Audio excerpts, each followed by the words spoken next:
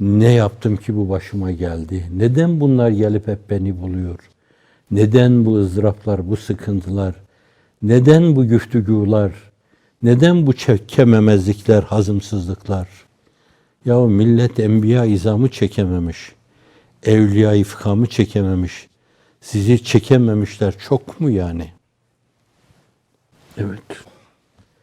Adanmışlar, adanmışlığın haysiyetini, şerefini korumalıdırlar. İnsanlığın iftihar tablosu baş adanmıştır. Ruhunun ufkuna yürüdüğü zaman kalkanı bir Yahudide rehindi. Canım çıksın, ailesinin gıdasını temin etmek üzere 3-5 kuruş bir Musevi'den borç almıştı. Kalkanını ona rehin olarak vermişti. Ondan sonra o rehini çözdüler, o ipoteği çözdüler. Borçlu olarak gitti öbür dünyaya. Seyyidina Hazreti Ebubekir Efendimiz ruhunun ufkuna yürüdüğü zaman Hazreti Ömer Efendimiz'e seçilen halife-i ruh-i zemin, görenler görsün, takdir etsin. Takdirleri öbür tarafta kendilerine şefaate dönecektir. Görüp de takdir edemeyenlerin takdirsizlikleri öbür tarafta başlarına bir balyoz gibi inecektir. Kim olursa olsun. O Ömer Efendimiz'e, Enbiya-i İzam'dan sonra Efendiler Efendisi'ne bir testi gönderiyor. Testiyi kırıp içine baktığı zaman bir pusula var. Bir de kuruş kuruş içine atılmış çocuk kumparası gibi paralar var. Ve halifeye evvel şunu yazmış oraya. Bana bir maaş takdir edilmişti. Ben halkımın orta ölçekteki insanları gibi bir geçimle geçindim. Bana fazla geldikçe hep attım bu testinin içine. Bu millete ait bir şeydir. Bunu benden sonraki halifeye emanet ediyorum diyor. Kendine adanmış insan, ruhunun ufkuna yürürken böyle yürüyor. Peygamberane yürüyor. Hazreti Ömer gözyaşlarını tutamıyor. Hıçkıra hıçkıra ağlıyor. Yaşamayı bizim için çok zorlaştırdın diyor.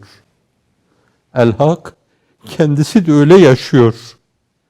Onun öyle benim oturduğum gibi bir Şah İsmail koltuğu yok. Mescitte zeminde oturuyor. Bazı mağrurlar mütekebbire karşı tekebbür. Haydi be ahmak.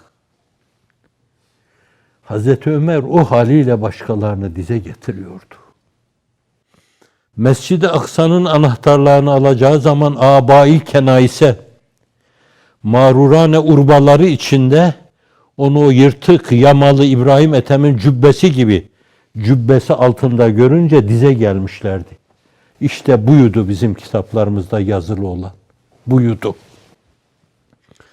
Başkalarını dize getirmek istiyorsanız mahviyet ile, tevazu ile, hacalet ile, bin türlü kibri yerin dibine gömecek şeylerle onların karşılarına çıkacaksın. Öyle yaşadı. Yaşadığı gibi öldü. Giderken çocuklarına miras bırakmadı. Bana ne? Nasıl olsa ilahi kelimetullah. Nasıl olsa şuradan buradan bir şeyler geliyor. Nasıl olsa bu vefalı sahabe-i kiram bizim çocuklarımızı da aç bırakmaz dedi, öyle gitti. Mefkure yolcuları kendilerinden sonra evlatlarını, torunlarını, dünyevi rahatlarını, yazlıklarını, kışlıklarını düşünmemelidirler.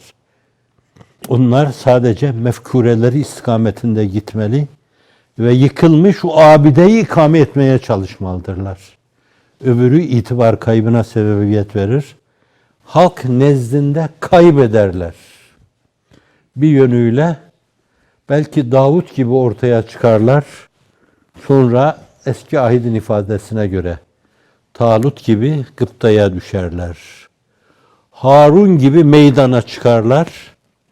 Sonra hafizanallah Karun gibi yuvarlanır giderler. dünyaya talip olmuş, ona yenik düşmüş insanlardan şimdiye kadar yıkılmadık hiç kimse yoktur. Alvar İmamı sözüyle nice servi revan canlar, nice gül yüzlü sultanlar, nice Husrev gibi hanlar bütün bu deryaya dalmış. Bir bir gelmiş, bir bir gitmişler.